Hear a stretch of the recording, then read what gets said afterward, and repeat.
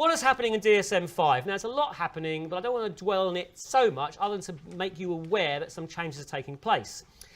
The main changes taking place are on this slide here. You've got a validity of age of onset criteria changing. What that means is that some of the symptoms at this time should have been exhibited up to age 7, and they're basically extending that now to 12. Now, that doesn't mean you have to exhibit them. You can't exhibit them before 7 or 12. It means you have to exhibit them up to the age of 12, because right now, a cut-off point is usually 7. So basically, if you haven't exhibited them up till 7, there could be other reasons that are forming it. The reason for that is quite frankly to do with inattentive ADD, because that's the one we think we're missing. And so some of the kids, the issues there will only be evident when they get to 8, 9, 10 because of the intensity of their work. So the reason for that is to do with the inattentive symptoms, which appear to sometimes be more apparent later. And in particular, we're looking at girls right now who we think basically are falling through the net. Boys make all the noise and get the resources that are there. The hyperactive and impulsive symptoms are usually pretty evident early on. That's the main one. The second one is they're changing the subtypes, the 3 subtypes, to 4 presentations. And I'm going to go through those very quickly in a minute. And there's some changes also to do with the way in which you are looking at some of the symptoms in adults. And also at the moment, it's a very strange phenomenon that if you've got ASD, in theory, according to the DSM-4 criteria, you couldn't diagnose ADHD. It was exclusionary. You could have all the other comorbidities, but not ASD. People were ignoring that, but basically because it was good practice, but that's essentially what's happened in DSM-5. Now, I've written a paper on this, which is going to explain this in more detail. And so if you want that paper, email me, I'll send it out to you. The other thing about these presentations, and the reason why I've got 4, is because there are 4 presentations now. The big change is taking place in inattentive. Look, essentially, hyperactive impulsive is staying similar, combined is staying similar, but the inattentive type, we're moving it because we're having one inattentive type which is purely inattentive and one that's inattentive with some impulsivity, because we were feeling that some people were falling to the net. The big change here again is to focus a little bit more on the inattentive and also on the girl. So your pure inattentive type now is going to be called restrictive inattentive. Now this is quite complicated. It seems quite difficult to understand.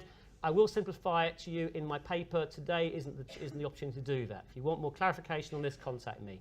There's other things happening too. The main one is that ADHD is being taken away from the disruptive disorder section, along with the oppositional defiant disorder. It's moving into the neurodevelopmental sector. So basically, we're saying that ADHD is more of a learning difference than it is a behaviour problem. Does that make sense? So ADHD is moving away from conduct disorder, nearer over to where dyslexia is. That's the other big difference in DSM-5. Okay. What do children with ADHD really look like, though? People always ask me this question. So I never like to answer that because there's no such thing as an ADHD child. There's just children with these features. But people ask me what one might look like, I might say this.